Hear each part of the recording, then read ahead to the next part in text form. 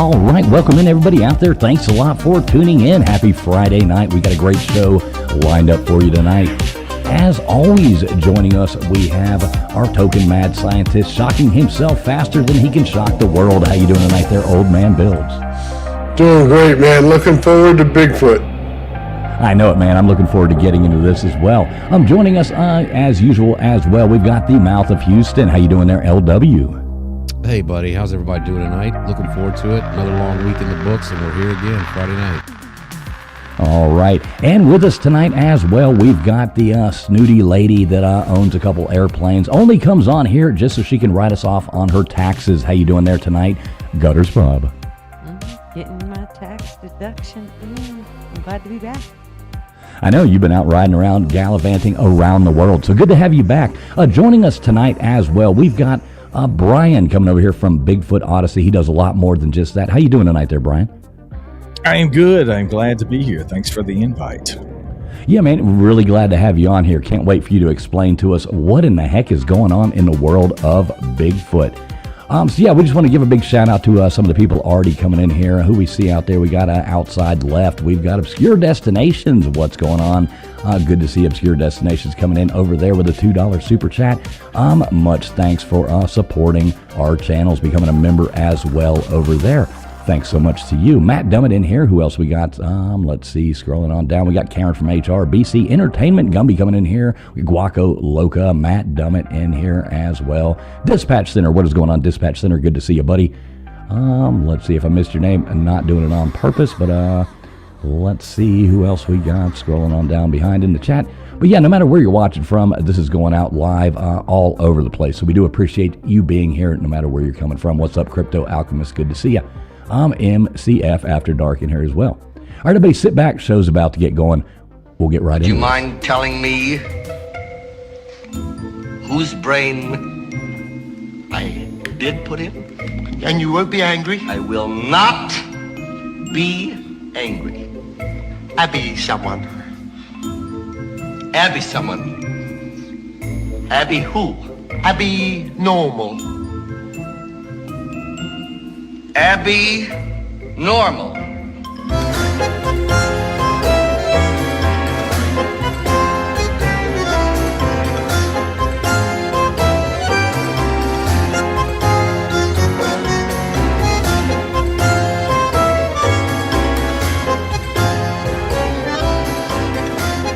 You're listening to the ASN Podcast Network.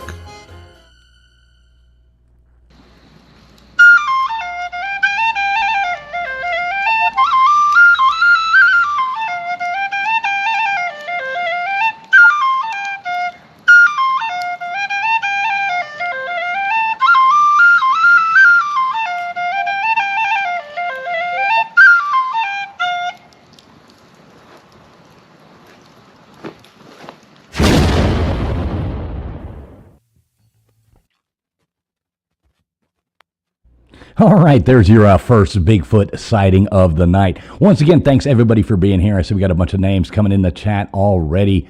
Obscure Destinations coming in there again with another super chat. Thank you so much, Obscure Destinations. Much appreciated. We all love the support, and much appreciated to you. We got Cowboy Lazy. No matter where you're watching from, this is going out. I think Gutters has got this on Kick, whatever Kick is.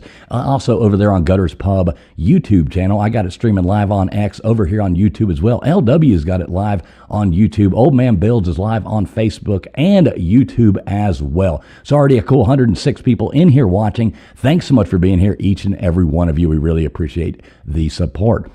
So let's jump right into it. We got Brian here joining us. He does a lot. Well, Brian, I'll just let you tell everybody who you are instead of explaining that.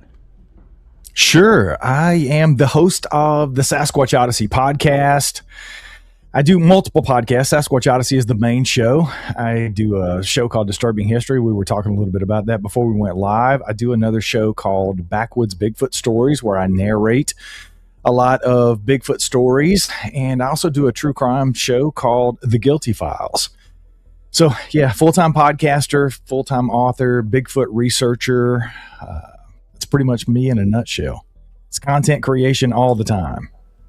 So that's all you do now, just create content. That's it. Oh, man. Been full-time doing it since 2022.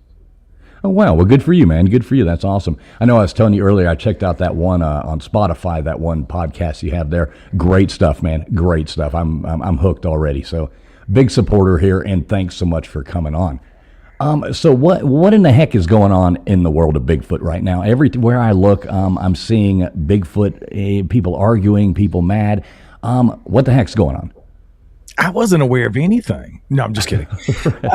So basically, in a nutshell, the last couple of weeks, the big thing swirling the drain in the Bigfoot community is this new documentary called Capturing Bigfoot. It sort of hit my radar probably 2 weeks ago. I started seeing it in the algorithm. They were feeding me, people were arguing about this new documentary and what it meant about the Patterson Gimlin film from 1967. Could it possibly be a hoax? Is there some new stuff out there in this gripping documentary that nobody's really seen because they've only screened it in a couple of places as far as I'm aware? But I was kind of waiting. People started messaging me. I was getting text messages and phone calls and emails and people asking me to comment about this new documentary. And I'm like, look, guys, I don't have anything to say here because I haven't seen it. So I was kind of waiting for anybody I knew in the community to go to one of these screenings and maybe watch this thing, or maybe even go to a screening myself. Or there was a rumor it was going to be on Plex and people would be able to stream it. But then I had a buddy of mine who had been on my show in the past, Eric Palacios of Hairy Man Road YouTube channel. And I saw that Eric did a reaction video after he went to a screening in Austin, Texas. He lives in Austin, so they had a screening there. And he went out to the screening and got to see this film. And it was a pretty harrowing reaction video. I mean, he was pretty emotional about what he had seen in this 33-minute reaction video he did on his YouTube channel. And there was some pretty scathing things in there he had to say that he had just seen at this screening. So I looked at the video, I watched it, and I was like, wow, I got to say something about this. So I went live on my socials, did a little live thing, maybe 15 minutes, just saying, hey, I just watched this from Eric. There's apparently this new film that they've shown in this, it's like a 40-second clip that they've shown in this new documentary.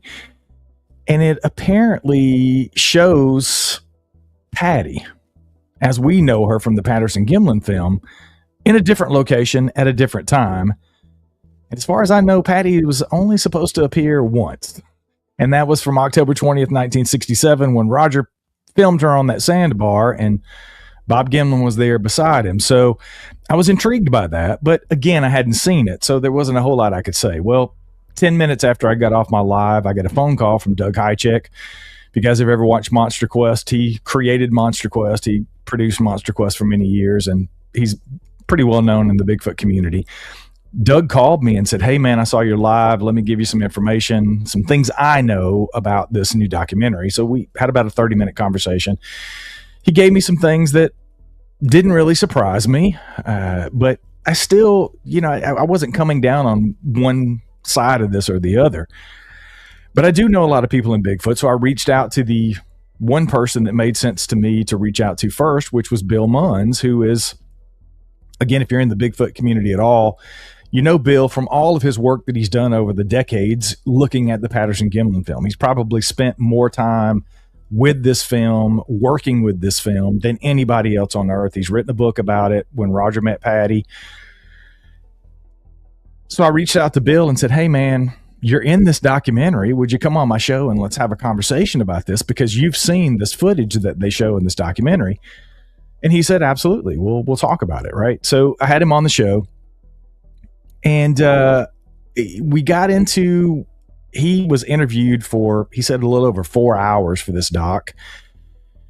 And at the end of that interview, they showed him this 40-second clip of what opens up to what Bill said on the show was someone impersonating Bob Gimlin, sitting on top of a horse, holding a rifle or a pistol or something. He wasn't really sure. He didn't remember. He saw this like 2 years ago.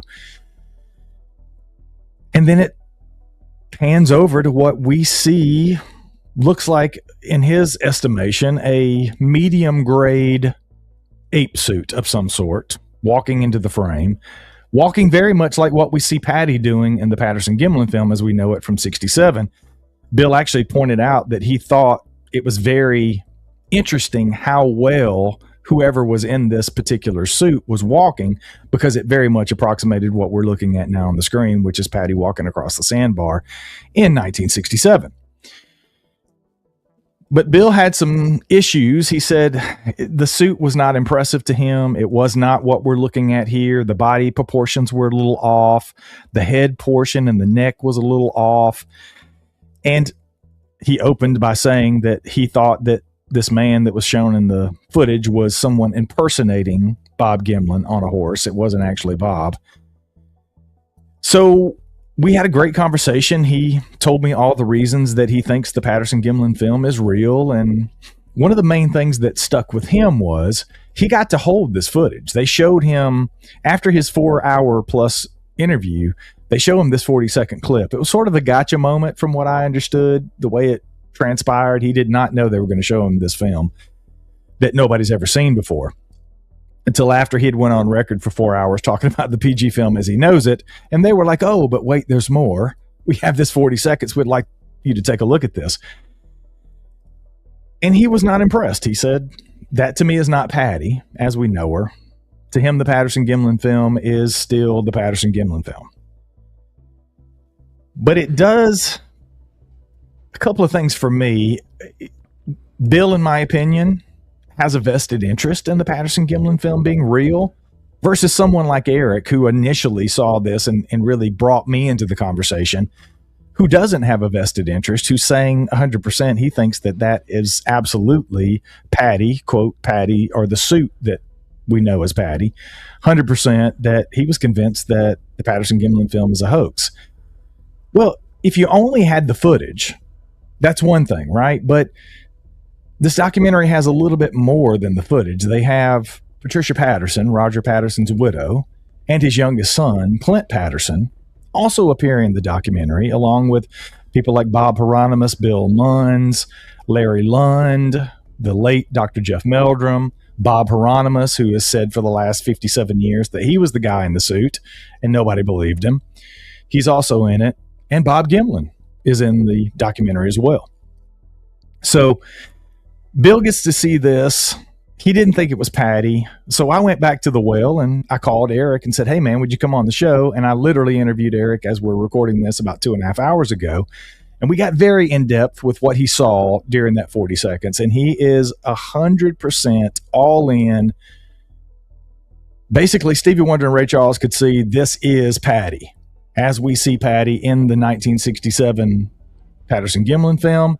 It's in this film that was filmed at some point in time. That's kind of the other rub that we can sort of get into if you guys want to hear. Well, yeah, that was a question I had. So I did, Eric, is that the, what is it, Harry Man Road? So, what is his channel? He's the Harry Man Road YouTube Harry Man channel. Road. Right, exactly. So I watched his. Now, he was adamant when he came out and was, speaking of, all right, guys, this video or this movie that they just came out with, the Capturing Bigfoot, is definitely proves that this was a hoax. So he was adamant about that. Now I've watched a bunch of other videos where, people are saying, well, no, because of this, because of that. One of the things I found interesting was the video was claiming, the documentary, claiming that it was definitely filmed in 1966 because of a mark on the film, correct? Yeah, so that's one of the things I was getting to and I wanted to talk about. That's one of the things I talked to Bill Munns about. Bill got to hold this, and he had a loop. They provided him with a loop, and he was able to look at the film, and it is definitely manufactured in 1966. But Bill's point was, and I think this is a little bit of a red herring that is sweeping through the community, is, yeah, the film was definitely manufactured in 1966, but there's no proof that it was shot in 66 or 67 or 68 or 1982. 72. Right. It doesn't matter. I mean, that's just a marking when a film is not produced but created, like when Kodak would have manufactured that film. Absolutely. And to that point, my point has been from the beginning, it makes a difference not to me when it was filmed. I don't care when it was filmed. what year it was filmed, how it was filmed, who filmed it. I don't care. The only thing that really matters is what's in the 40 seconds of film. And if we see the suit, i.e. Patty as we know her from 1967 in this piece of film, she's not supposed to be there. She's only supposed to appear in one piece of film that I'm aware of, and that was shot on October 20th, 1967 by Roger Patterson and Bob Gimlin. So if there's anything that even remotely looks like Patty, because we've all seen, if you've been around the Bigfoot community for any time, you've seen those horrific suits that Philip Morris from here in my home state of North Carolina claimed to have sold Roger Patterson. Some of those ridiculous recreation videos that are out there with that horrific suit that looks nothing like Patty. Because I don't think Philip Morris made the suit. I think somebody else probably made the suit. I think actually Roger and Bob probably put the suit together. That's just my personal opinion. If this turns out to be what I think it is, I don't think Philip Morris actually sold them the suit that we see in the Patterson Gimlin film. I think that's why he struggled to recreate it all these years and was never able to properly do that, because I don't think he built it in the first place. I think this was a homemade job that these guys put together and fooled the world, in my opinion, if this film turns out to be what I've been told that it is. Because I'm not making any declarative statements. I've not done that on my show, and I'm not going to do it here. I'm not saying the Patterson Gimlin film is fake or hoaxed, but I'm saying to you, if that 40 seconds is as Eric has described it, it's pretty damning in my opinion, no matter when it was filmed, because if it shows Bob Gimlin there, Roger Patterson's supposed to be operating the camera. It's alleged or been said that it's Al Diatley that's actually wearing the suit at that point, because in the Capturing Bigfoot documentary, they show this 40-second clip to Bob Hieronymus. And he goes, oh, yeah, that's absolutely the suit, but that's not me wearing it in that clip. I'm the one in the Patterson Gimlin film. I don't know who that is, but that's definitely the same suit. So people have said that it's probably most likely Al Diatley, which was Roger Patterson's brother-in-law. So, yeah, I mean, that's kind of where we're at in the Bigfoot community now. Everybody's coming out of the woodwork. You're either standing with Bob and Patty or you're against Bob and Patty. And I think everything's getting lost in the minutia, in my opinion, because I stand with the truth, right? That's all I've ever looked for when it comes to the subject. And I think that these people that are out there, and some of them are friends of mine in this community, that are calling for boycotts of the film. They're attacking Eric Palacios personally, making threats. You know, they're threatening the people that have made the film and talking bad about them and their families. And it's like, guys, if there's evidence that could show something more to the Patterson Gimlin film, I think we need to be open to that and at least take a look at it before we jump on this bandwagon. I know it's a personal thing. It's personal to me. I want this film to be real, but I've always went back and forth on its authenticity way before this. I've been on record for years saying that I wasn't sure if it was a real piece of film or not. Ultimately, I did decide within the last couple of years. I went back and looked at all of the interviews that Bob Gimlin has done over the course of his life after filming Patty. I went all the way back into the archives to day 6 after they filmed Patty. 6 days after they filmed this PG film as we know it, they're on a radio show in Canada talking about it. It's Roger Patterson and Bob Gimlin. So I compared that to what Bob said about the story in 2019. And then I would pull an audio from an interview he did in 2010. It's kind of my cop brain. That's how my brain works as I go and look at this. And I'm comparing what he said. Well, you know, he got the day wrong. He got the day of the week wrong.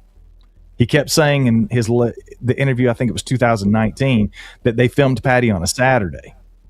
Well, October 20th, 1967 was actually a Friday. So just little inconsistencies like that over the years that I attributed, like most people do, to age. At that point, even 2019, Bob was, hitting 80, right? So I don't remember what I had for breakfast this morning. So him forgetting the day of the week, 57 years later, give the man some grace. Okay. I'm kind of siding with Bob, because here's the thing. Nobody's ever been able to prove that this film is hoaxed. Nobody's had the smoking gun. Nobody's been able to come out and definitively say, that's a man in a suit and this is why. Now they do that, but do they really prove it? Not really to me. So I just finally said, hey, you know what? I believe what Bob says until somebody shows me something otherwise. Well, here we are, March 27th, 2026. capturing Bigfoot apparently has something more. And as I was saying earlier, not just the film, but they also have Clint Patterson and Patricia Patterson in the film saying that the film is a hoax. This is Roger Patterson's wife and his youngest son. They're both saying in the film that is hoaxed. So it's right. And that's what, I watched Eric's videos there on it. And I mean, he was pretty, and I don't know Eric, like you obviously, you know him, I guess, more on a personal level. I follow him because, I'm always into all this kind of stuff, just like to keep up. And he was, he was ready to die on the hill that definitely that was a hoax. This documentary proves it, and that is that. Sorry, guys, it is what it is. Now you have other people coming out dying on the opposite hill. So, I'm kind of curious where do you stand after talking to these people? Like, what are you leaning towards? Well, I'm leaning towards the evidence, wherever the evidence takes us. Again, without seeing it, it's very difficult for me to say definitively what is on this new footage. But again, I'll say, if it's as described, I will go to the point of saying that's very damning.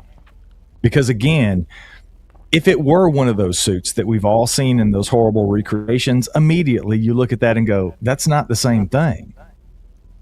But if it's the same, I mean, we all played that game as kids in school very early on, right? One of these things is not like the other. It's either a banana or it's not a banana. It's an apple or it's an apple. It's either patty and it's patty or it's not.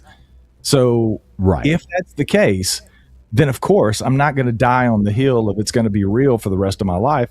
That's the evidence. Because here's the other thing that I've been saying to everybody since day one, even before any of this. I've been talking about this for 5-6 years. Patty can die. Patty cannot be real. The Patterson Gimlin film could be a horrible hoax, literally the hoax of the century.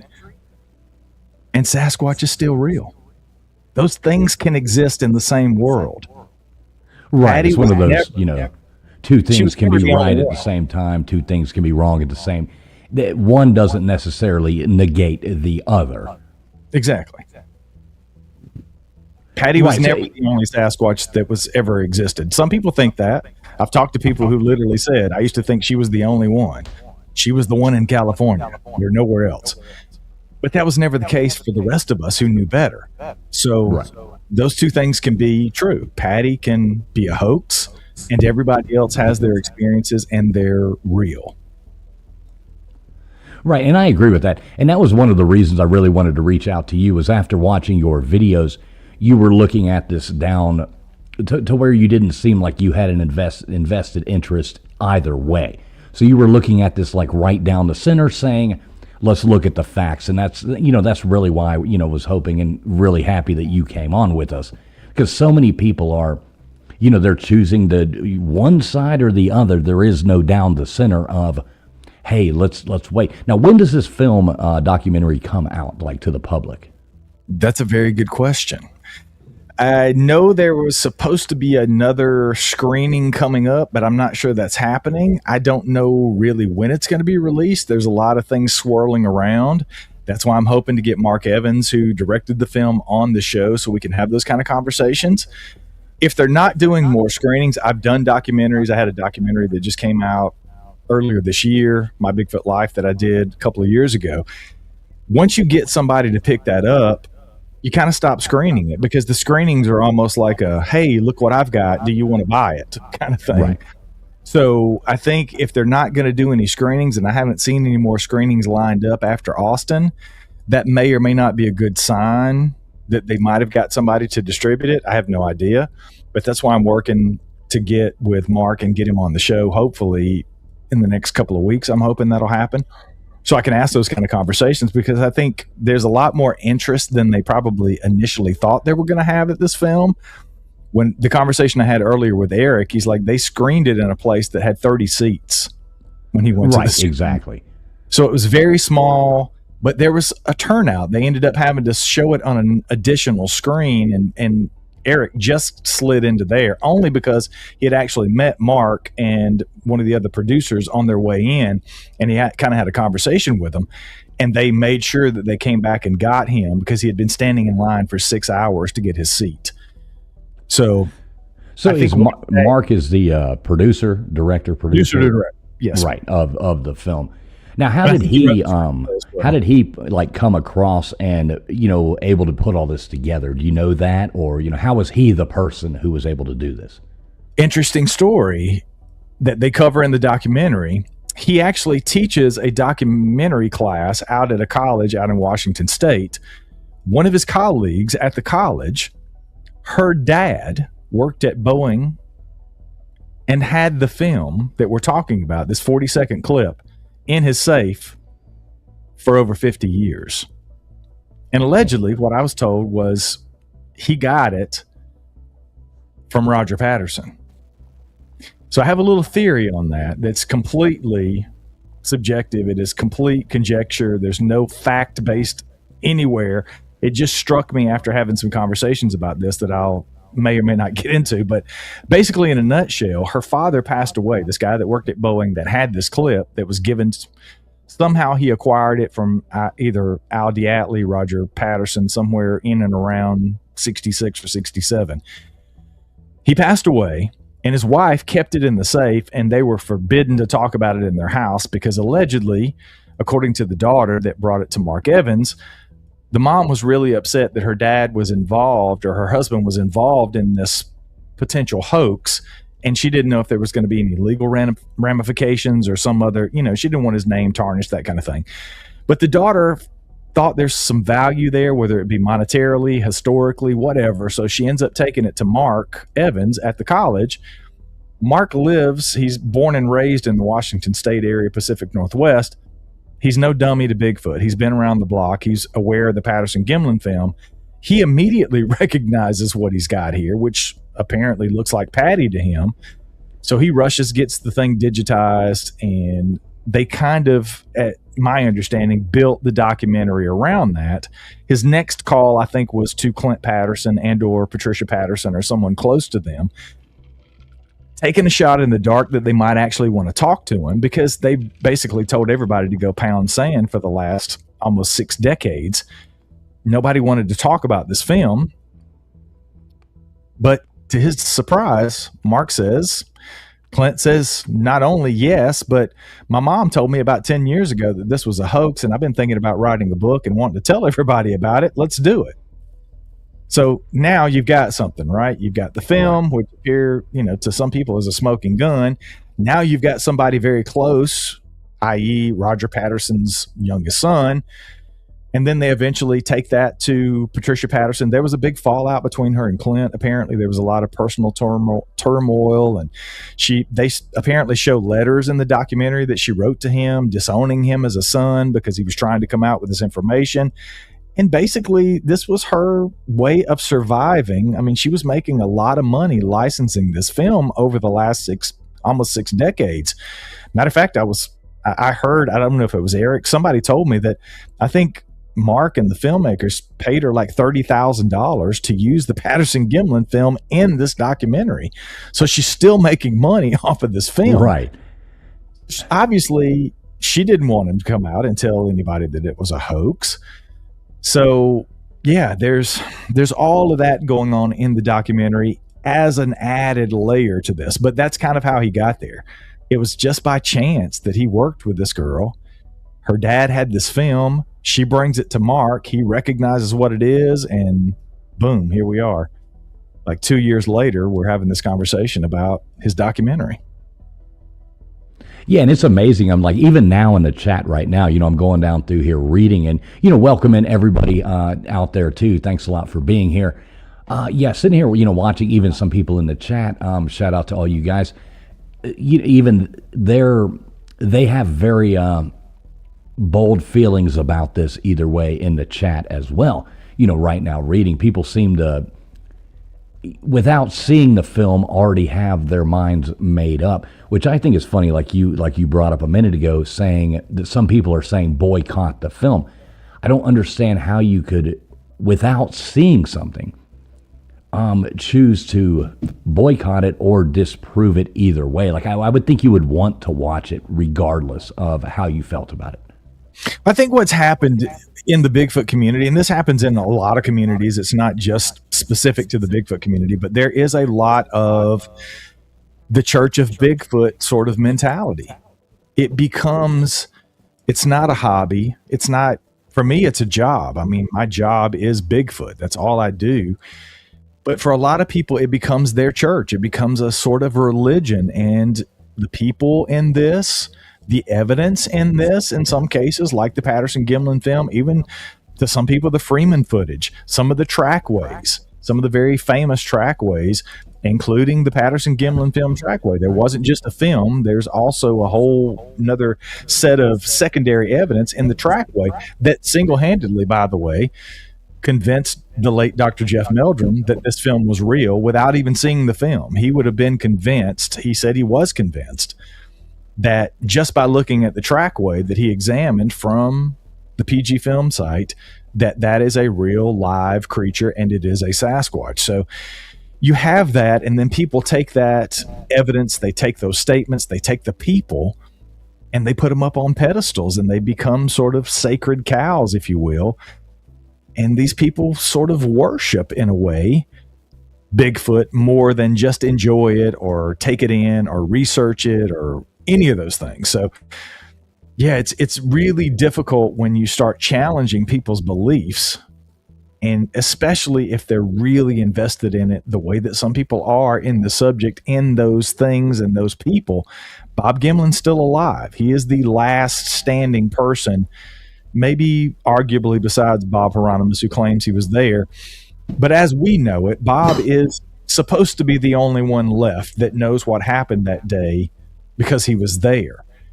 And this also affects him. I mean, he's in the film and he's still alive, and he's got a lot of questions from a lot of people right now that are, including me. I mean, I've reached out to Bob and tried to get him on the show. So, you know, there's a lot of things going on, but ultimately that's what it boils down to. People are dismissing this and they don't want other people to see it because they're so invested in believing that the PG film is real. Nothing's going to shake that. Those people are never going to be swayed, no matter what the documentary shows, no matter what anybody says.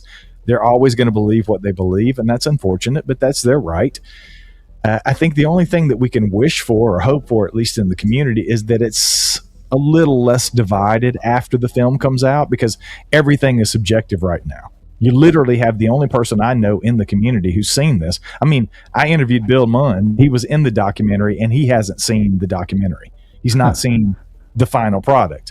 And if you've been in any of those kind of things, it's very compartmentalized in certain ways. The documentary that I was in a couple of years ago, there was filming in the UK that I wasn't a part of, and then we filmed in the Pacific Northwest.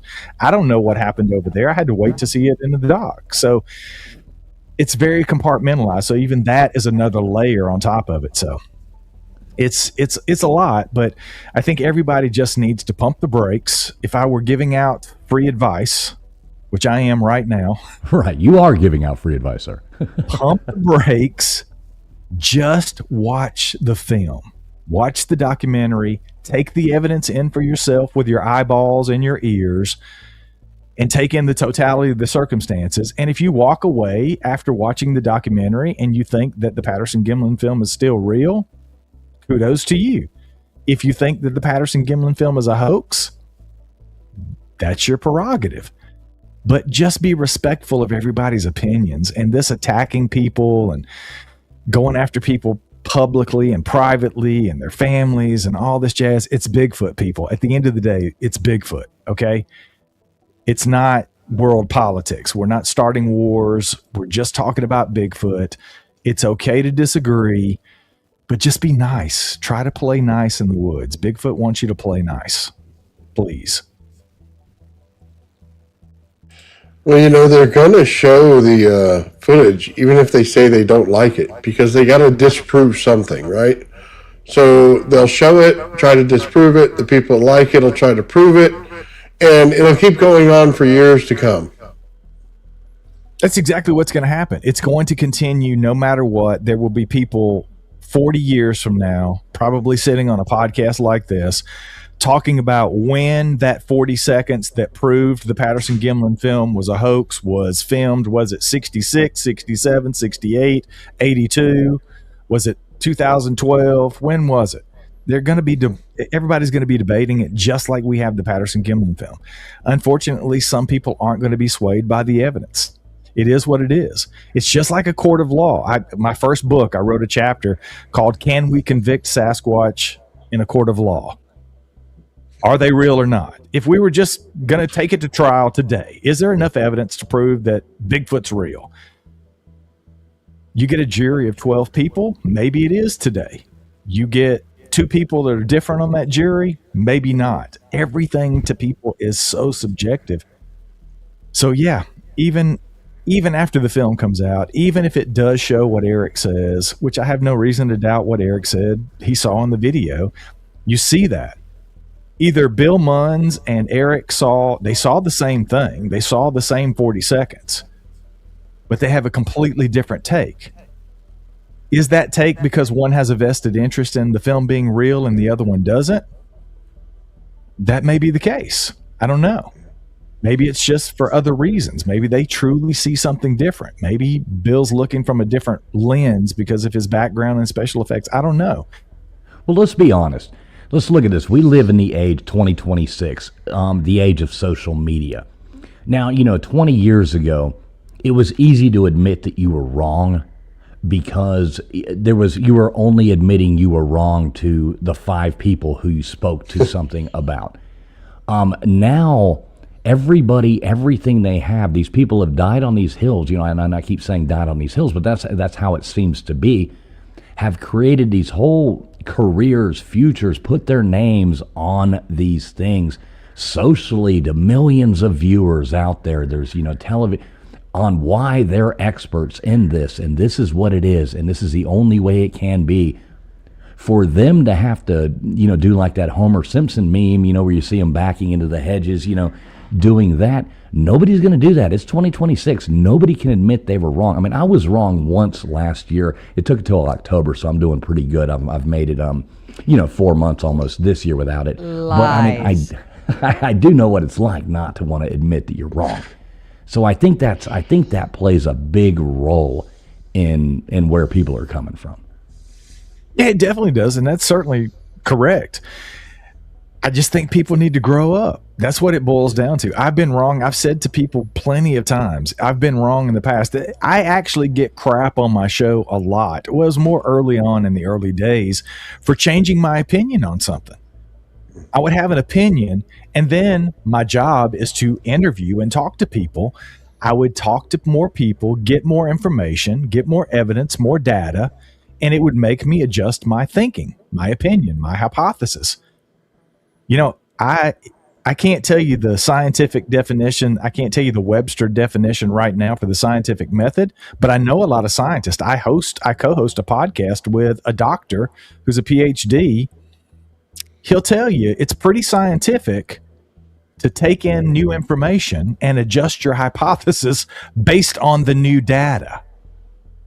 So, right. I mean, we got a mad scientist right here next to us, right underneath me right here. And, and okay, so speaking of, one of the funniest things, and we're not getting into, those topics that are not allowed to be talked on YouTube, but it is really funny how for the past forever, in the history of science, that science has always been an evolving thing. I mean, we can even look at it with what we see right now with, say, ancient civilizations going. And some of these archaeologists, the scientists in the thing, they are so stuck in believing that this is the said thing. These were definitely tombs. These were definitely, all the different things. Oh, no, it's exactly this many years old. Oh, no, this didn't happen. Things like Göbekli Tepe and things like that, where they're looking at it and they can't fathom to change their minds.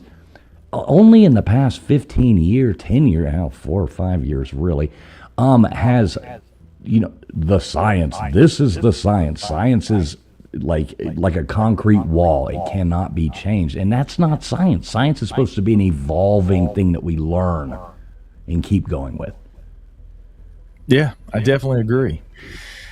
But yeah, I just don't understand people that don't want to see the evidence. I just can't fathom that. That should be a huge red flag. I think I said it earlier. It's a huge red flag to me if someone doesn't want to see this film because it's challenging what they've already decided that they believe. That's a big deal for me. And I frankly, I'll have a conversation with you, but it's probably not, I'm not going to really listen to what you have to say. If you're not willing to take any more evidence in to make an informed decision, there's nothing for us to talk about at that point. And again, I'll say, I want the Patterson-Gimlin film to be real.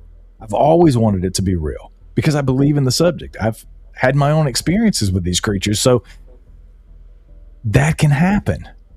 It can be real or not, and your experiences still stand, but people just have a really hard time with that, and they're just latching on. And I think there's a lot of people in the community that are painting themselves into a very small and very tight and very claustrophobic corner that unfortunately they're going to have a really hard time getting their way out of when this film drops, because I think there's some things in there that are going to make people question some of the things that they're saying right now on their social media. Right. Yeah, and they are saying some harsh words. Gutters, you got any questions here on this? I know you've been sitting up there quietly.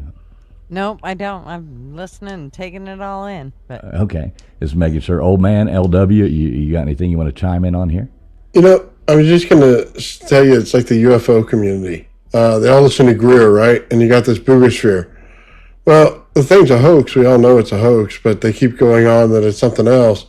And they don't show any scientific tests. It's real simple. Did you structure it right or did you not? And does it have any energy coming from it or not? It's not that hard of a test. You know what I mean? Not with the tools they have these days. So, yeah, I guess the film's that way too when you look at Bigfoot. You know what I mean? Is it moving correctly? Are the body mechanics right? Are you comparing it to the right thing? Yes or no? I mean, there's a quick thing. You know what I mean? Some people say yes, some people say no. You know what I mean? And it's not always the body mechanics of a human or something like that. It's of something else. So you have to relate it. I don't think anybody really looks at that. They just look at, hey, do I want to believe this or not? Do I like the story or not? And then you got the other side. I like this other part of the story, so I like to tell it better than I like the part of this story that I like to tell here. And that's generally what happens in there. And then you'll get somebody to come along that just destroys every single person and then just shows them, hey, this is what it really is, and I can actually recreate this. And then everything blows up. That's kind of like what's going on here. Hey, I can recreate it because I can show the person and show the suit on the person and moving. And if that's the case in what's in the film, then that's the smoking gun, right? That's what we're all looking for. That's what somebody says is there, and that's what somebody says is not. But that's the exact publicity you need to push this thing, isn't it? Exactly. And those are some of the kind of conversations people are having. I talked about the secondary evidence earlier when I was interviewing Eric. I asked him about the trackway because in addition to the film, you had this trackway that was found allegedly where they filmed Patty. She'd made these footprints, and that convinced Jeff Meldrum that she was a real live Sasquatch. But here's the thing, if the film is proven to be a hoax because they've got this, what appears to be the same suit in two different places on two different people at two different times, then any of the secondary evidence is gone. It doesn't matter. All the debates that we've had over the years, are the footprints real? Is that really a muscle? I mean, people have said that there's some herniated muscle or something on her thigh and that she had been shot, and they see all these things in the film. Well, none of that really matters if it's a suit and it's just a dude in a suit. So, and that was the other thing that Bill Munns said on the show that kind of confused me a little bit, but I kind of understood where he was coming from, or at least where he was trying to come from. He says, look, you can't use this new piece of film, this 40 seconds or whatever that we have, to prove that the Patterson-Gimlin film is a hoax, because nobody's been able to prove it any other way. So I had to stop and think about that for a second, and I was like, no, I didn't really push him as hard as I should have on the show because I wasn't thinking quick enough on my feet. But after I had a few minutes to think about that, I was like, well, I don't think you have to prove it's a hoax two different ways. if there's a suit and there's a guy in a suit and you can prove that it's in two different places at two different times and it's only supposed to be in one place one time, I think that's enough to prove that it's a hoax. So Well, unless the suit shows that it fit differently on the person than it does in the film, then it looks like maybe they were out to do a hoax and found in the real thing. So that would be interesting. Real quick, does everybody make sure that nobody has a YouTube tab open in their browsers or anything like that? Because I am getting an echo back. I'm not sure where that's coming from. I mean, it's not a huge deal, but just, everybody make sure we don't have, like, somebody's not running, something like every now and then you'll Bluetooth to a soundboard or something like that and you'll hear an echo. Real quick there, Brian, Dead Fish in the chat, he wants to know what the name of your documentary was. Some people wanting to check out what you were speaking of there, the one you were involved in. My Bigfoot Life. Okay, so My Bigfoot Life, and where would they find that at? You can stream it on, I think it's on Apple now, Hulu, Amazon Prime. Okay. Yeah, there you go, Dead Fish. Good to see you too, Dead Fish. I like that name, Dead Fish Cheese Spread. Some of these YouTube names, they astonish me. Sorry to interrupt there. But yeah, thanks everybody for tuning in. We really appreciate all y'all being here. 180 fine people watching right now across all these different platforms we're streaming on. That is awesome to see. So we do thank Brian for being up here with us, telling us all this cool stuff that we didn't know about. So what do you think will be the, like when this comes out, I mean, are we going to have people breaking down, or are they just going to still stick to their guns? I think they're going to stick to their guns and they're just going to pick this documentary apart. That's kind of what I feel. I think the people that are already convinced that it's real, there may be a few that will look at it critically and say, yeah, okay, I see it. I got it. Unfortunately, it is what it is. I think you'll have some of that, but I think by and large, the camps are going to be there. It's just like the flesh and blood camp versus the woo camp or high strangeness camp in Bigfoot. That's always been there. It's always going to be there. Some people move in and out. They flow. They're a little bit more fluid than others, but by and large, people stick with what they already believe. It's a beautiful place. It's a place of zen for a lot of people. It's very comfortable there. Everybody agrees with you. So you don't have to argue. You don't have to make any points. You don't have to make any sense. You can just say whatever and everybody agrees and everybody's happy. But there are some critical thinkers in this, like me. I will be one of those people that I sided with. I eventually begrudgingly came down on the side. I think the film may be authentic, based solely, honestly, on what Bob has to say and what he's stuck to for almost 6 decades. But I'm going to be the one who takes in the information. And if the information and the evidence shows me something otherwise, then I'm going to come out of the screening and say it's a hoax or it's not based on what I see. So, but I think, unfortunately, you hit the nail on the head. I think those people that are already in those camps are going to be there after watching the doc.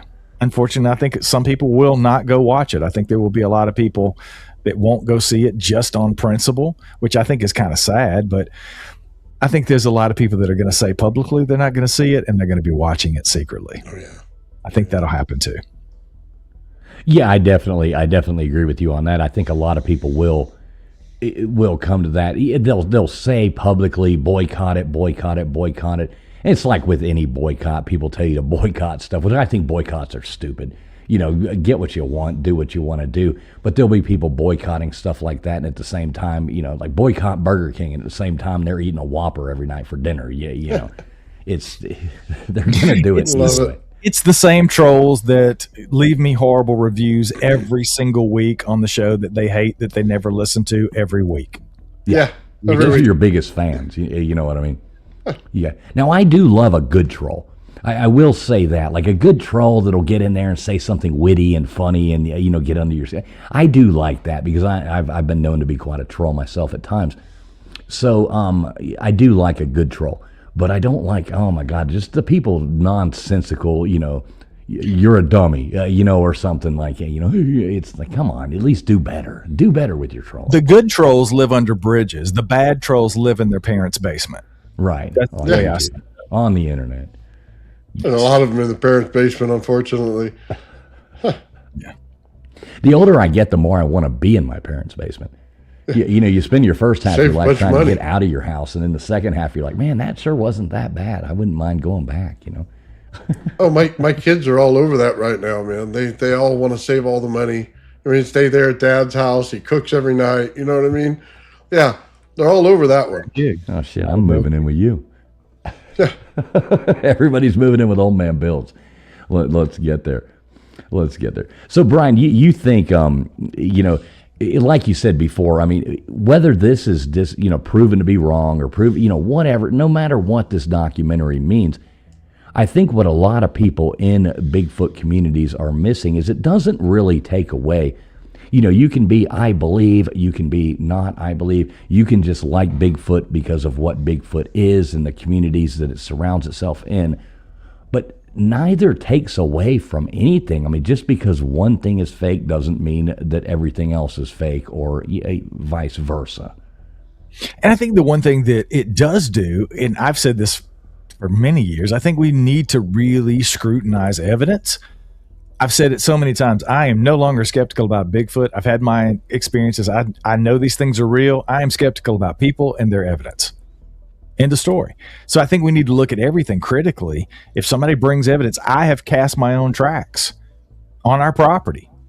Right. First person I sent them to, Cliff Barrickman, Jeff Meldrum. I wanted them to take a look at them. But I have a little bit of an issue, and I've done shows about gatekeeping in the Bigfoot community. It's great to have go-to people like Cliff and Jeff. I mean, Jeff was a professor of anatomy at Idaho State University. He's a tenured professor. Do I want to probably send him a track because he specializes in foot morphology? Yeah, I'd probably want to do that. So that makes sense. But ultimately, and I've said this to Cliff and even Jeff to some degree, you've been wrong before. You've been fooled before. Everybody's human. You are ultimately trying to validate, if you will, put a stamp of approval on the footprint of a novel species that's not recognized by science, right, and many would say doesn't exist. So can you be wrong about that? Sure, you can.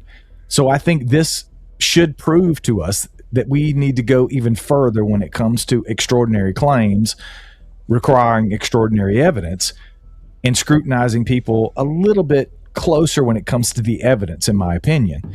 So, there's plenty of other things out there that people debate all the time. The Freeman footage, we've been talking about that since 92, I think.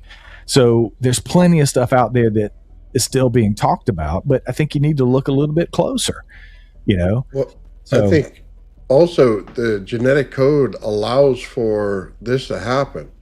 You think about it, you get gigantism, right? So people are getting taller all the time. There's people that are 7-foot women, 7-foot men. They have babies that are going to be a lot taller, right? You have people who have hair all over their body, and they were in the circus.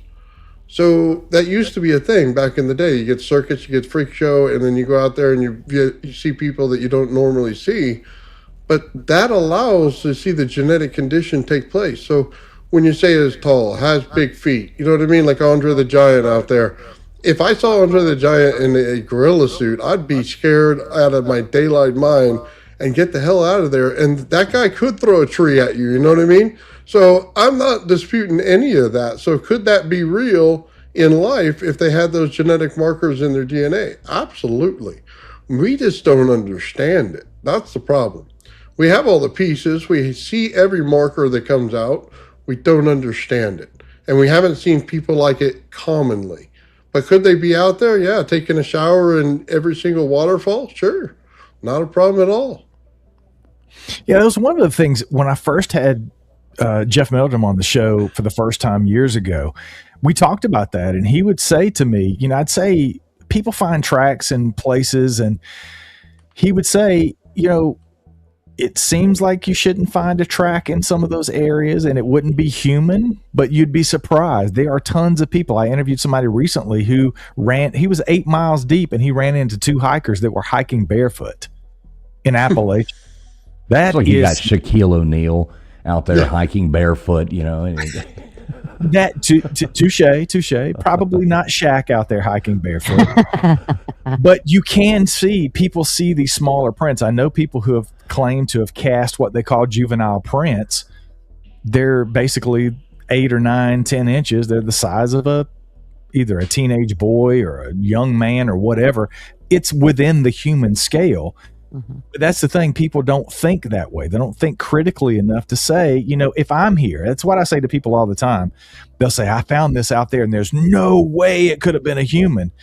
Well, where'd you find it? I was like 8 miles deep in the woods. Well, you were there. Yeah. If you were there, then somebody else could have been there before. Right. I mean, is that possible? Yeah. And they're like, you see the smoke coming out of the ears, like, oh man, maybe that is, yeah. So now, Big Dog Ma in the chat, she wants to know. She says Brian has cast his tracks of Bigfoot in North Carolina. So she's asking questions about you've actually found tracks and cast them. yes, those on the shelf behind me are the 2 tracks that came off of my property.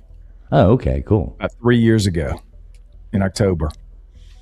All right. And what do people do? You pour concrete? Is that how you do that? Or I've never done that. So That is actually, it's just plaster of Paris. Those are, okay. yeah, I usually cast in the field. Ultra Cal 30 is what I use in the field. Those are just plaster replicas of the originals that were cast off the property. Ultra Cal is a lot harder. It's more, it's not, I mean, some people say it gets more detail. Some people say it's less detail. Everybody has their preferences, but I like it because it's a little bit more stable. It's harder than just regular plaster of Paris. It's a little bit heavier and denser. So if you're in the field, you're trying to cast any print, whether it's a dog print or a panther print or a person's print or a Bigfoot, whatever. The Ultra Cal to me is a little bit more durable, so they don't break as easily when you're taking them out of the ground and stuff like that. The plaster of Paris is great for replicating and sharing those casts, selling them, whatever. So most of the ones you're going to get at a Bigfoot festival or convention or something like that, it's going to be plaster of Paris.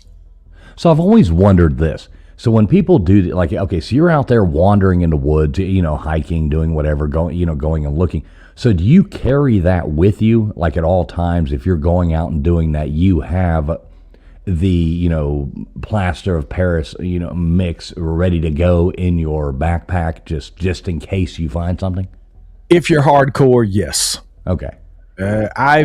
It depends on where I'm at, what I'm doing, but I do have a little kit that I will carry with me. It's just basically a plastic bag with enough plaster of Paris, probably 2 pounds, and a bottle of water, like one of those big bottles of water, just in case, because I've ran across prints that I didn't cast because I didn't have material. Probably one of the best prints that I've ever found was on our property here 4 years ago, maybe 3.5 years ago. Just hiking on the property. It was in a low area. There was standing water in it. I thought it was pareidolia. I thought it was like a pareidolia footprint. I just thought it was cool. So I was going to take a few pictures of it. And the closer I got, I was seeing toes and a heel. And so I snapped a couple of pictures. We kept on with our hike. And about 8 or 9 months later, I was out speaking at a conference in Idaho. It was me, Cliff Barrickman, Jeff Meldrum, and Michael Freeman. And we did our thing. We had dinner that night, and the conference was the next day. So we went out and had some drinks, and I was showing Cliff some stuff in my phone, and that picture was in there. And he was like, "Man, did you cast that?" And I was like, "No, that's just pareidolia." And he was like, "No, dude, that's definitely a Sasquatch footprint." So he starts showing me all the details, and I'm like, "Holy shit, those are toes." Oh, wow, that is a, yeah. So the best one I probably ever, even better than the ones I actually cast on the property, I didn't cast because I didn't have material. So if you're into it and you're serious and you do have the opportunity to come upon some tracks, I would take some with you just in case.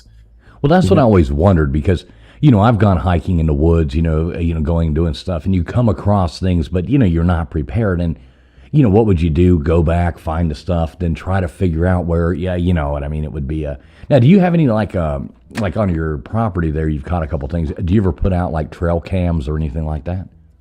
I've put out trail cams multiple times. Never caught anything on trail cam. Had some weird things. I've had things disappear off of a stump that I've put out, like apples and things like that. Trail cam pointed at it, nothing on it. Just weird stuff. But no, never really. We've heard audio, we've heard vocalizations, but never captured audio. The footprints were really it. It was a weird thing.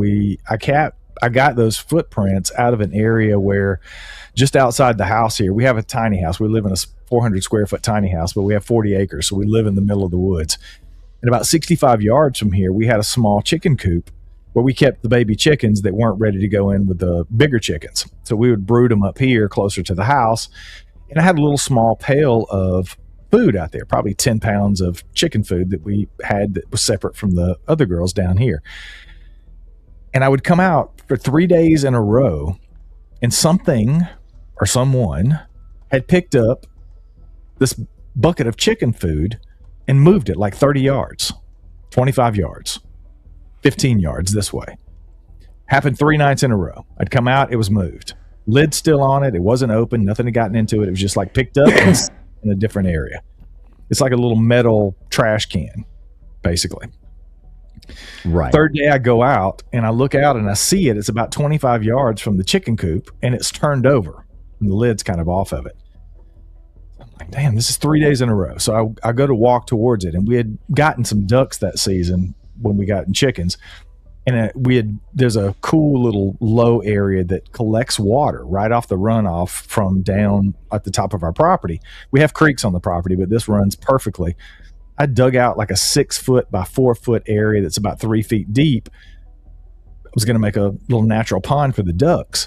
So I'm walking directly towards this bucket that's turned over, and it had rained a couple of days before, and there was a bunch of silt and dirt that had washed in and had filled up probably 1.5 feet of accumulation. Those 2 footprints were right there. Boom. One left, one right, on the way to this chicken coop where this was moved from. And I literally thought I was being punked by Ashton Kutcher. I stopped and looked around like, this is not happening. This is 65 yards from my house, and it's perfectly right there.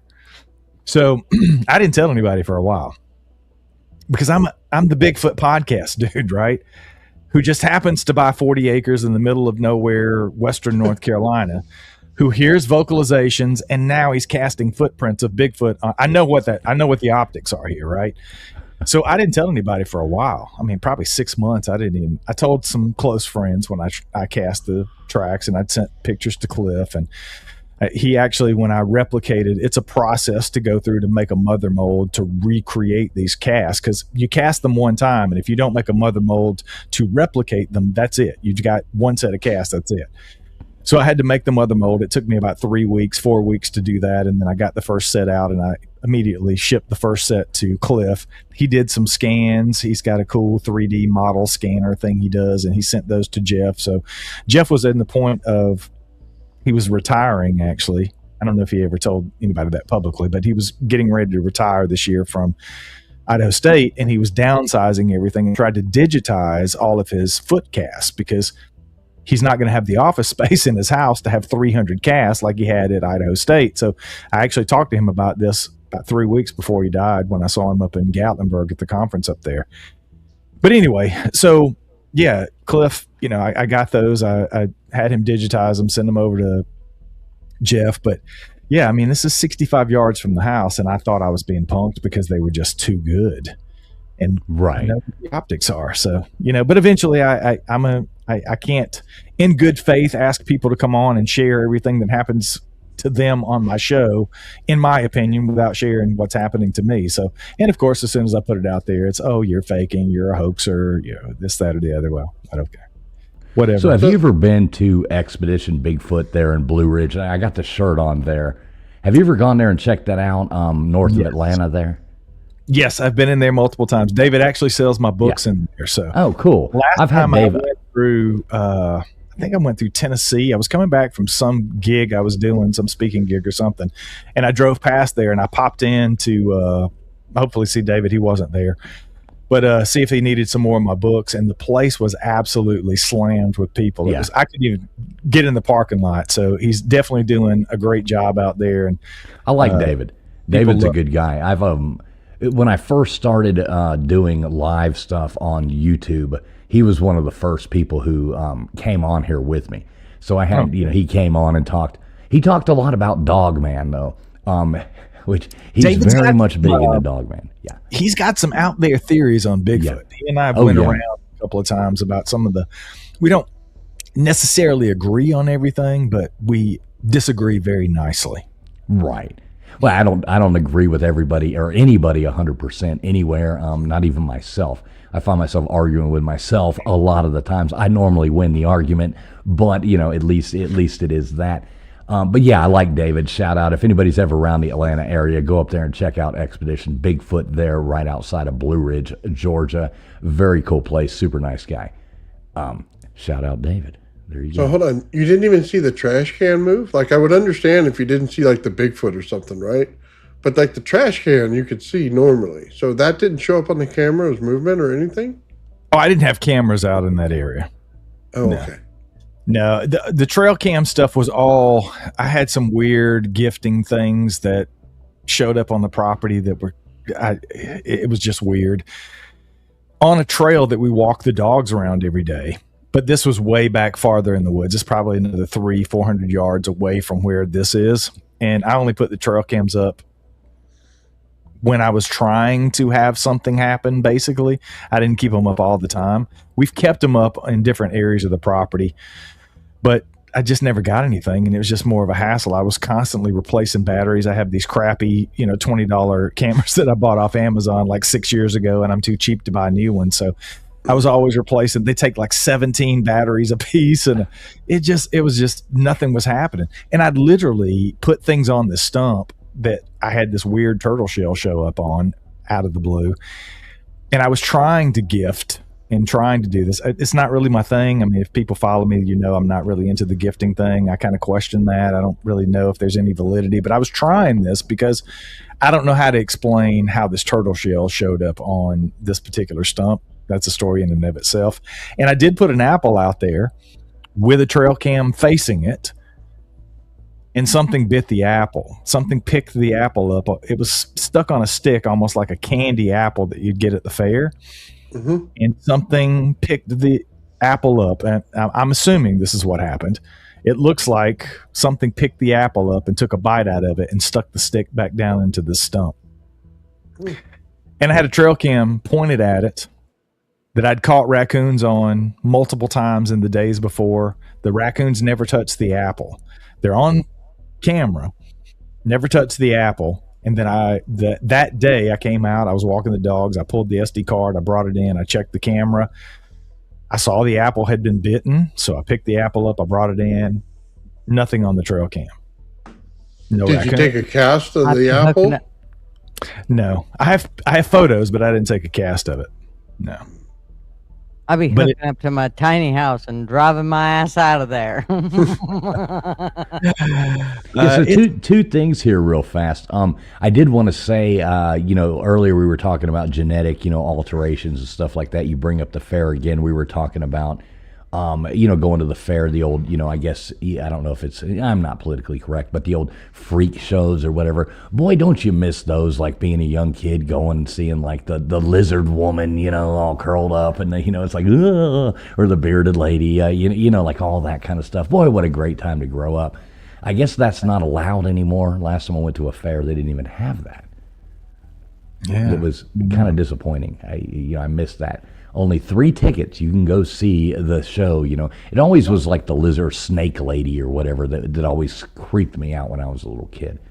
But it's probably not very PC to do that nowadays. Right, exactly. I guess, but the carnies doing all their weird stuff is still allowed. But yeah, I mean, it was probably like the most normal person working there was the serpent woman. You know what I mean? the rest of them. I like the 2-headed lady. It reminds me of my wife when I'm arguing with her. I always see 2 of them coming at me. Marvin said I'm more like Medusa. Don't look her in the eyes, Marv. Don't look her in the eyes. No, don't do it. That's a nice way to put it, Marv. Right, exactly.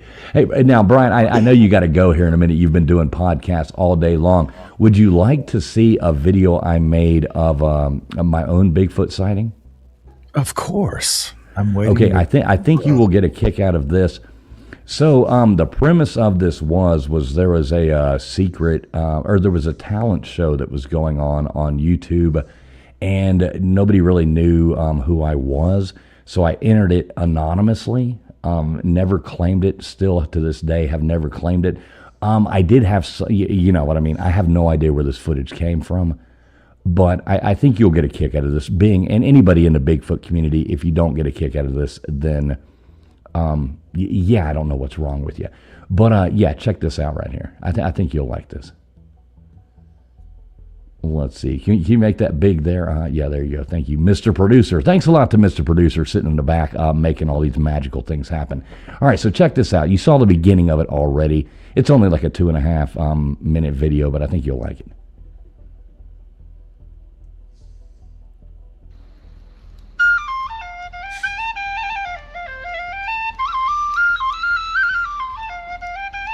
And this is Bigfoot showcasing all of his amazing talents. I've heard of people going in the woods playing a flute, but I've never heard of him doing.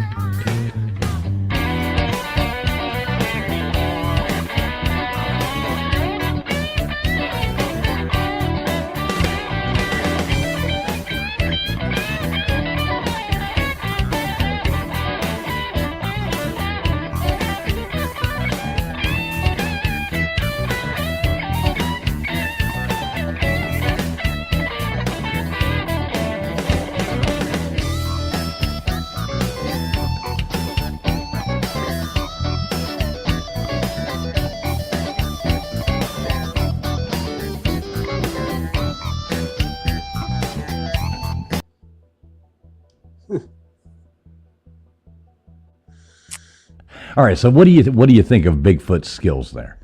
That is definitely an interesting encounter video. I think that is one of a kind. Sure. Now that goes to show you that you can spend that much time, do something, the editing and the everything, put it out there, get 800 views on YouTube, and somebody can post a cat playing with a ball of yarn and get 1 million. You know, you just never know what you're going to get out of YouTube. Damned algorithms. Boy, they sure do get dumped on you sometimes, don't they? Now, Brian, I know you got to get going. So real quick, you know, I know you've been on here over an hour and you've done 2 podcasts already today, so I'm sure you're about ready to pass out on us. But before you go, please let everybody know, you know the other stuff you do, because I think a lot of people, I know Nightbot's been dropping your links to your webpage and everything in the description of the video. If you just hit more, all the links to Brian's channels and social medias and stuff is in there. So please, y'all, do sub him up. But Brian, yeah, tell everybody about you know what you got going on. Yeah, that's really it. I've got 3 books out now on Amazon. They're right behind me. The first one, Sasquatch Unleashed: The Truth Behind the Legend. The second one was Born Wild: Coda's Odyssey, Volume 1. Volume 2 is coming in a couple of months. And the latest book is The Sheriff of Bigfoot Country. You can find all those on our website or on Amazon. And yeah, the website's the great place to go. You can find the show Sasquatch Odyssey, Backwoods Bigfoot Stories, Disturbing History, The Guilty Files. I do host a show. We've been on hiatus since about August of last year, but we're bringing back, it used to be called That Bigfoot Podcast. We're rebranding it. It's going to be The Bigfoot Inquiry. I host that with Dr. Hogan Chiro, who is a PhD. He's all about primates. I think he's spent 5,000 hours studying gorillas and chimpanzees in the wild. So he knows anything and everything there is to know about primates, and he doesn't believe in Bigfoot. He's skeptical. So it's an interesting dynamic that we have on the show. We talk about everything. We've certainly covered some of the PG stuff. We're in the process of filming or recording those now. We'll probably drop them in the next couple of months, so keep an eye out for that. But you can find the shows on any podcast platform you're listening on, or you can go to the website and find links there. Like I said, Nightbot has been dropping his links right there. Check out his website. I love that show, the Disturbing History? Is that what it's called? Yes. Disturbing History. I listened to, I went instantly to the real Moby Dick, the real story of Moby Dick, because I really like that, and I'm a big, Call Me Ishmael fan. When it goes back. Some people still actually read books. That is me. I still actually love to read. Unfortunately, I need glasses now to do that. Now, Brian, I do have one more thing. So I've been doing these man on the street interviews based on this, because we have a question we have to ask to every guest that comes on our show. And I've been going out doing man on the street interviews, getting these. I'm trying to edit them out and figure it out.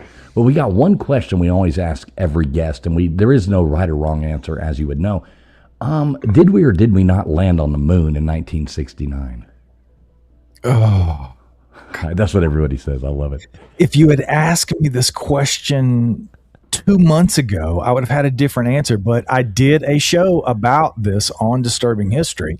And when you really dig in, I used to believe we didn't go, and now I believe we might have pulled it off.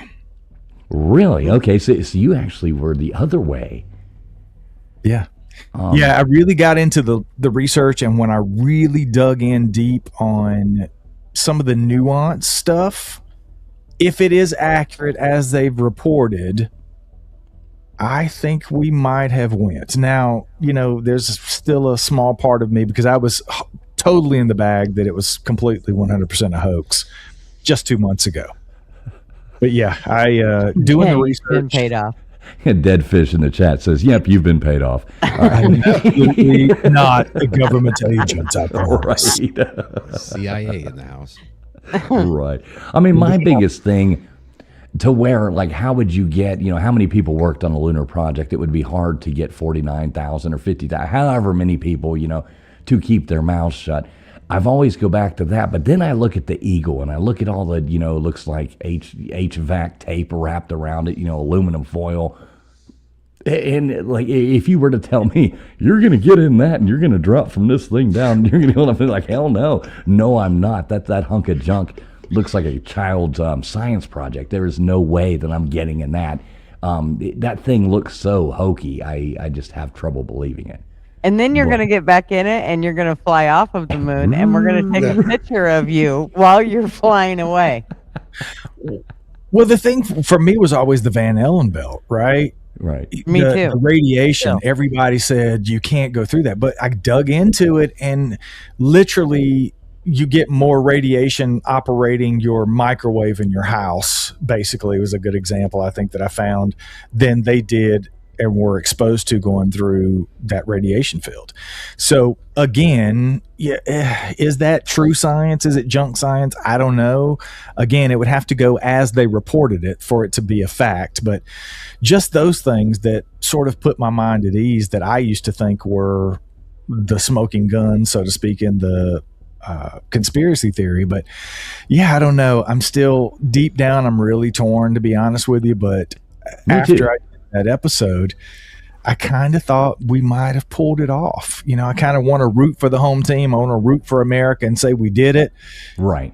Yeah. And the other thing about that too, if you listen to that episode, the Russians were listening to us very closely. This was a space race, literally. So if the Russians had had so much as a sniff that we faked that, they would have been all over it. And I don't think they had any evidence of it because they were listening to the transmissions that were going on in real time. That was the other thing. I was like, how do you broadcast from 254,000 miles away and it hit, you know, it's perfect on the television for everybody to watch. That was a whole another thing. But yeah, I think the Russians would have tipped their hand. I think they would have told the world that we hoaxed it if they could have proved it or even thought they could have got close to proving it. And I don't think they could. So that was another big thing when I really dug into the research that convinced me that if the Russians couldn't prove it was a hoax, then maybe it wasn't. Because I guarantee you they were trying. You know, What if they were in on it? I don't know. You know, they bought the A-bomb footage, but if you look at it, the camera doesn't move.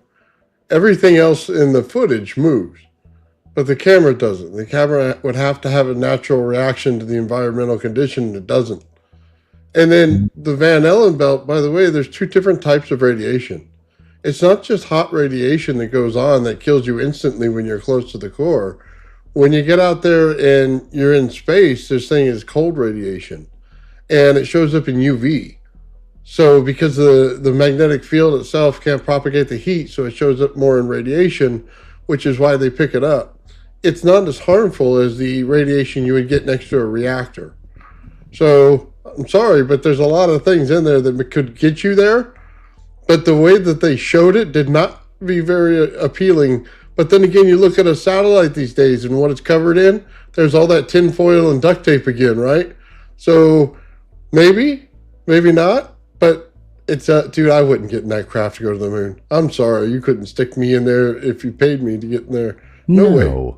No, that, and I remember the lunar rover where the seats are actually made out of, like, remember back, I don't know how old you are, Brian. We're all 39 on the internet. I do know that. That is something we decided a long time ago. But you remember growing up and those old chairs, and you could go to Walmart and you would buy like those strips of that material to redo. So the seats on the lunar rover are actually made out of that, and it's got like these weird little satellite dishes like floating around. Oh my God, it just looks so hokey when you look at it. It's like, seriously? Oh my God, I want to believe. Like, I really do. I believe in Bigfoot more than I believe in the lunar landing. I will say that. I'm right there with you. That's something we can definitely agree on, for sure. I would definitely say that is more likely. But, you know, I'm with you, though, too. I do hope we do rooting for the home team and all that kind of jazz. All right, Brian, we will let you go. I know you got to get to sleep. So much thanks for you for coming on here. Does anybody have any last questions for Brian before we let him go? Nope. Just glad you came. I was glad to be here. I appreciate the invite. It was a good time. Yeah, and I want to have you back on sometime where we can talk about, you know, the ancient civilizations and stuff like that. Oh, yeah. I would like to dive into that with you because I think our conversations could be a lot more I think we'd have more fun talking about a different topic, to be honest. Yeah, let's do it, man. I'm always open. Yeah, so let's keep in touch, man. I do appreciate you coming on once again. All Brian's links are in the description of this video right here. Nightbot is dropping that. Please, guys, go over there, sub him up, check out what he's doing. He's doing fantastic things. And, we appreciate the hell out of you coming on here and taking your time to do this with us. And I hope you had fun. Had a blast. You guys have a good night. Yes, Peace out. Thank you, Brian. All right, thanks a lot, Brian. All right, there you go, guys. Sasquatch Odyssey right there checking in with us. That was a great interview. I think he did a really good job. I like that guy. Me too. Yeah, I agree. So what's your takeaway from that, Gutters? Where do you stand on this? What do you think about it? Oh, I'm still totally on the fence about the whole thing. I mean, I still can't say one way or the other. The problem is when you've never seen anything to compare it to, it makes it a little rough to go, oh, it's definitely a hoax, or no, it's not. So, it just, right. I don't know. To say it's not real, I don't know. What do you think, Nathan? Well, I see myself get out of the shower in the mirror and walk, so I can kind of believe that it looks like that, but it's a guy in a suit. Sorry, much as I want to believe it, it's still a guy in a suit. Right. What about you, LW? Well, I don't know if my audio's okay, but no, you're good now. You're good. You're great now. You sound good. Yeah, I'm with Nathan on that, but the way it's swinging its arms to me, it's just not a thing. But Well, see, I've always been down that line too. I've never actually believed that was a real video. Not to say that the Bigfoot couldn't exist, but I've never believed that video was real. So yeah, I kind of think, I would probably, I haven't seen the documentary, but I would sit there and say it's probably going to reassure me in the fact of not thinking that video is real. But you got to remember who we are. None of us believe we made it to the moon either. Right, we are a bunch of wackaloons. Yeah, you know. So, yeah, we all kind of don't believe anything we see anymore. Right. And now with AI and all that kind of stuff like that, I mean, how do we believe anything anymore? It's getting to the point now to where I can't stand it. This AI has absolutely driven me crazy. Yeah, me too. Very frustrating. Right. So we're at the hour and a half mark on this. What do you guys want to do? I think it was a really good show. I don't know what you want to do. I think we should take some callers and see what they say. Yeah, well, let's do that. Let's drop the link for a minute. If anybody wants to call in, give their opinion, we'll keep this going for a few moments longer. But I think that was a really good show, and yeah, I don't want to mess it up. Yes. But I will drop the link right here, right now. If anybody wants to call in, give us your thoughts on it. Tell us what you think. Here's the link. Do it now if you would like to. Do it. I've pinned it in both YouTube and Kick. Oh, you got Kick. You got anybody watching you over there on Kick? It says there's two people. I'm sure one of them's me. One of them's you. I don't know who the other one is. All right, there you go. No matter where you're watching from, the link is pinned right there. We still do have 178 people watching us right now across all of our platforms. That is super cool. We appreciate each and every one of you. I know we didn't get a big chance to look at some of this, but I do want to give special shout outs here. It's hard to do when you got, interviewing somebody, to interrupt them. But we did have, I think this is coming over. Are these coming over on your channel over there, Gutters? I think so. Right. So yeah, big shout out over there on Gutters Pub channel. Or I'll let you do it, Gutters. Go ahead. Yes, Obscure Destination. Thank you so much.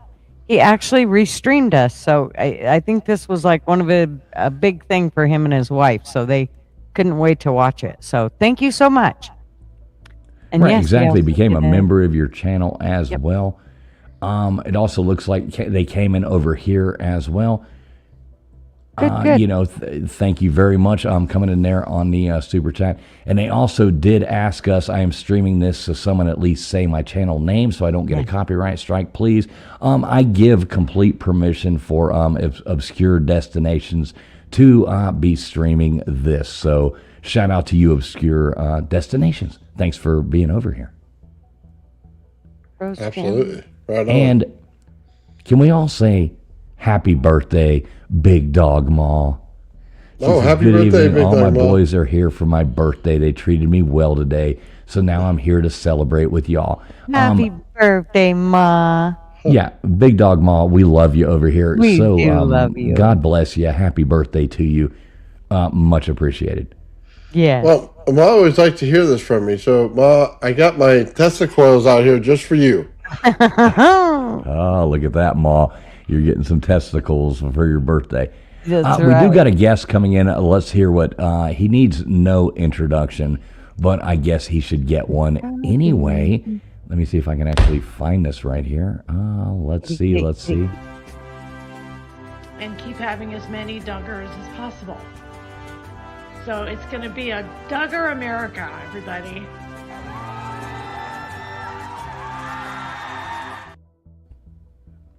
How you doing tonight there, Mr. Duggar? Hello, people of Earth. How are y'all doing today? Doing great, Mr. Duggar. Doing great. How you doing tonight there, brother? Hey, man, it's National Big Dog, Sexy Dog Mall birthday. You know what? We're too blessed to be stressed. Happy National Big Dog Mall Day. I know it. Happy birthday, Big Dog Ma. So what do you think about the Bigfoot stuff? Dude, there's some, there's some pretty out there places where maybe some kind of ape-like creature or different type of human is out there that we haven't, we still haven't checked everywhere. I mean, they found in tribes down, in South America and stuff still. And what about Africa? And there's places there that you never know, But I don't know. I've never seen a Bigfoot. I've heard some eerie shit though. But I guess there's a answer for all that. But So do you believe the big controversy? I don't know if you caught in the beginning of the show a new documentary coming out, like saying that the original Patterson Gimlin film was a fraud. Do you believe that video to be true or not? No, I think that was a fraud. Okay.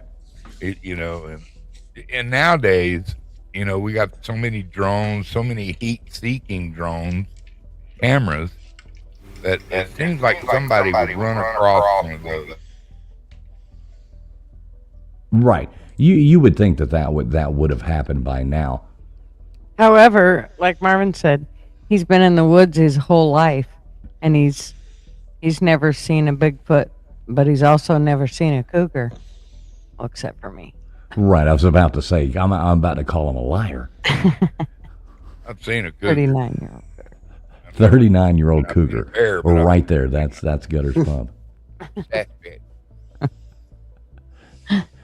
So yeah, I think it is funny how the Bigfoot community. I mean, like if you would think that if any community could just like come together and be peaceful, with each other, but it's funny to see drama in a Bigfoot community. I mean, it's. You could have a knitting circle on YouTube and they would have drama. It doesn't matter any social media thing. People are just going to have drama.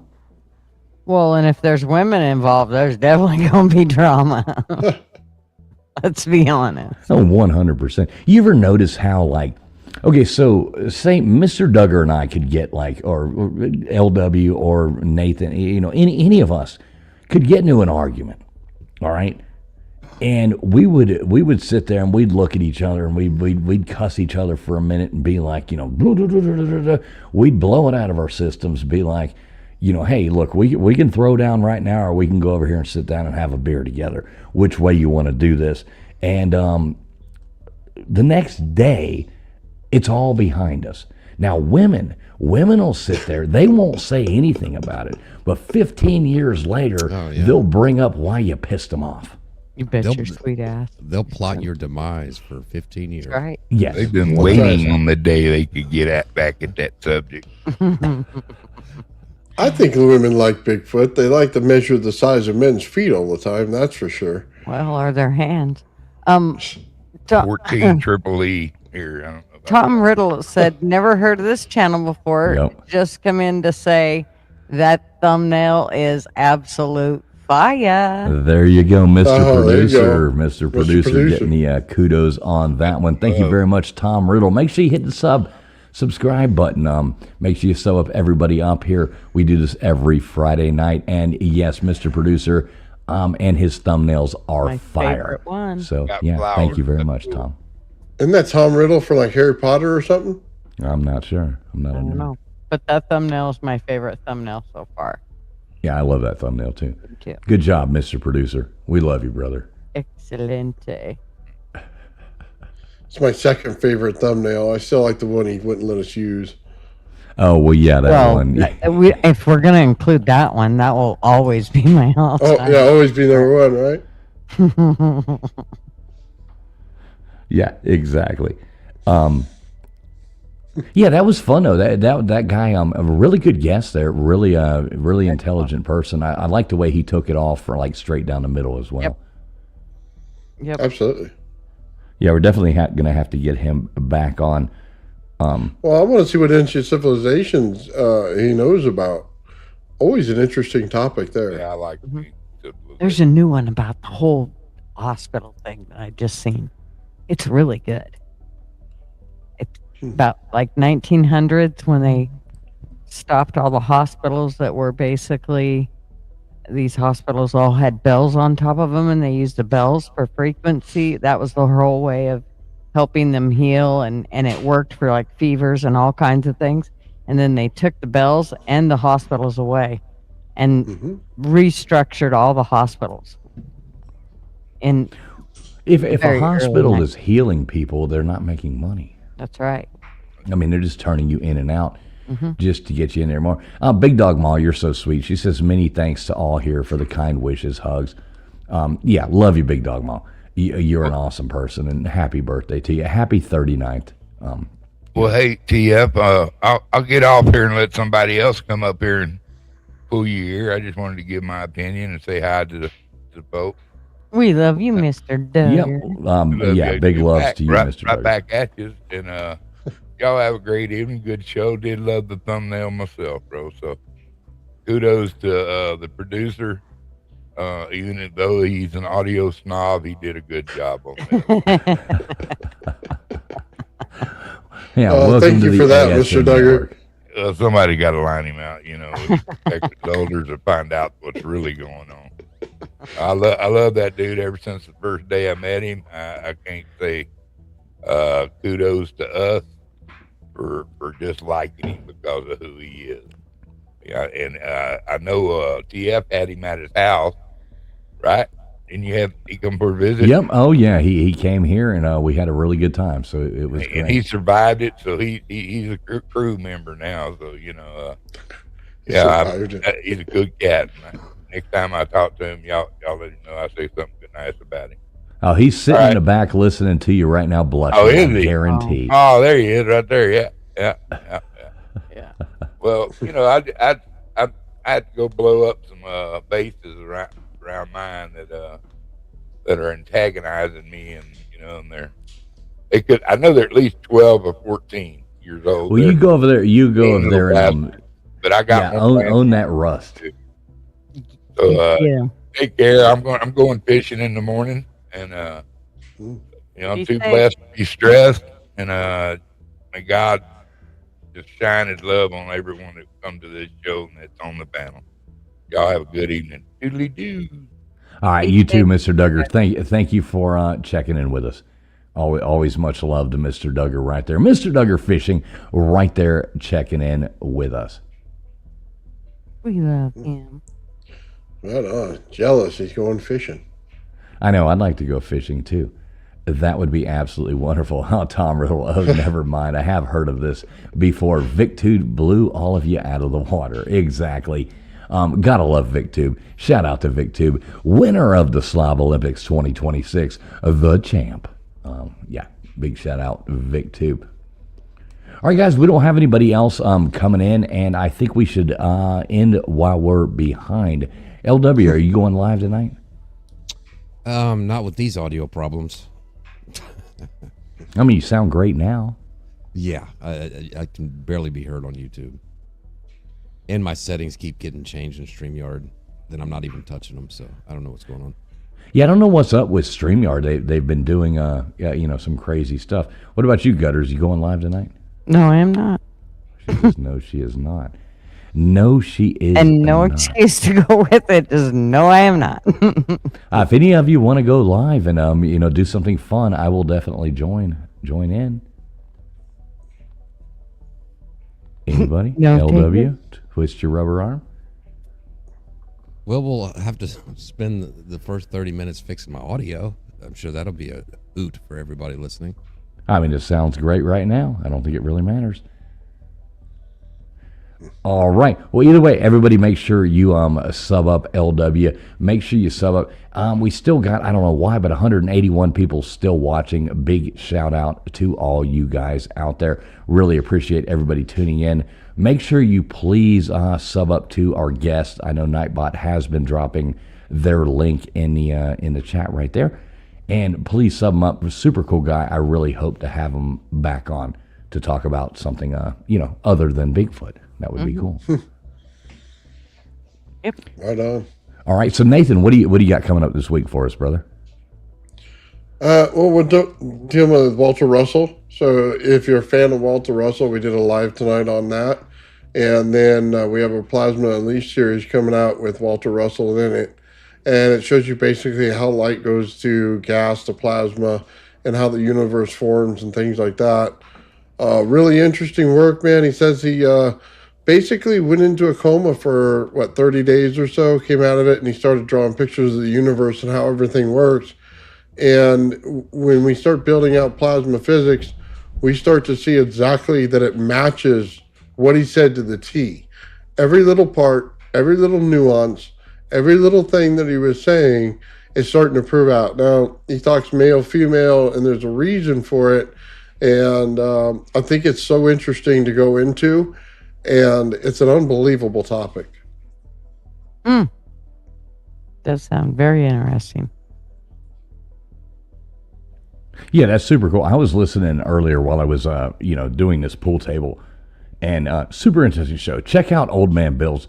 Does a lot of cool stuff over there. Gutters, are you making a comeback? Are Tuesday nights coming back, or what the heck's going on? Yes, probably. I'll try to get on there this Tuesday. Just had lots going on, No. I know. I'm back. just asking. I mean, if the people can expect that. Yep. Tuesday, I plan to be there. So. And what are we going to be covering? Something fun?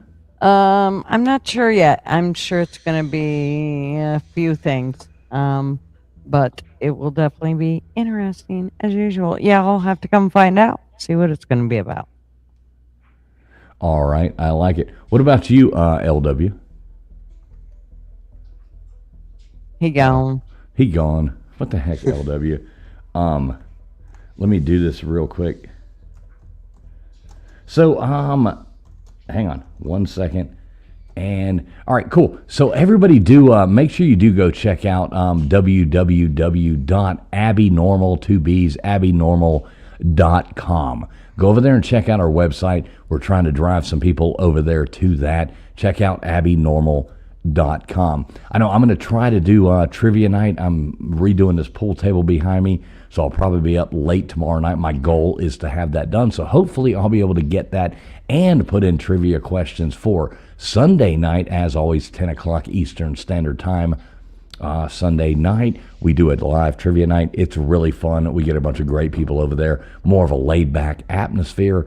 If y'all want to tune in over there, that would be great. Mr. Producer just put that in there, www.abbynormal.com. Go over there and check that out. It does archive all our shows over there. We would appreciate you going over there. I do want to say, please tell us goodbye in the chat. We're going to go out to something cool here. We do thank everybody for tuning in. And please, hit the thumbs up no matter where you're watching. This is going out on multiple streams. And, either way, I thought we had a great guest tonight. That's the kind of show I like to do. And we appreciate all of y'all. We really hope you enjoyed it. God bless each and every one of you. And we hope you have a really great rest of your Friday night and your weekend as well. Hope to see you Sunday night and on everybody else's panels as well. Have a great night.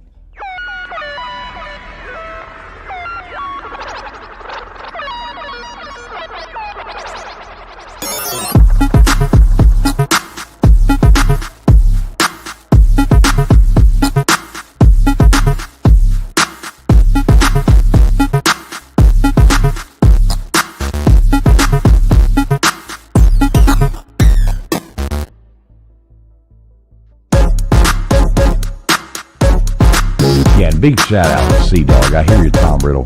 Big shout out to Sea Dog.